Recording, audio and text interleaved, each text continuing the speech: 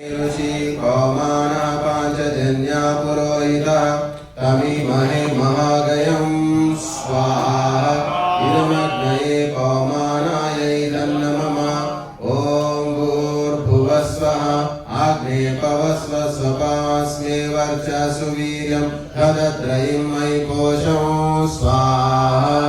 इदमग्नये कौमानायै तन्नमः ॐ भूर्भुवस्वः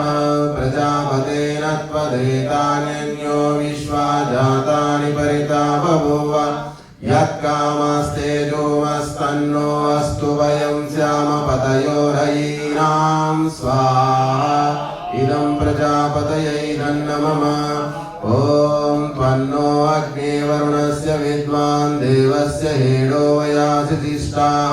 यजिष्णो वह्नितमशोषुषाणो विश्वाद्वेषांसि प्रमुमुद्यस्म स्वाहा इदमग्निवरुणाभ्यामिदं नमः ॐ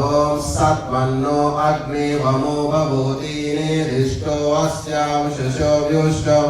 अवयक्ष्मनो वरुणं ररानो व्रीहिमृळीकं स्वो नयेदि स्वाहा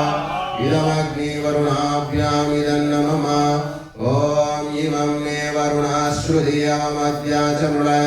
वामवस्युराचके स्वाहा इदं वरुणाय इदं नमः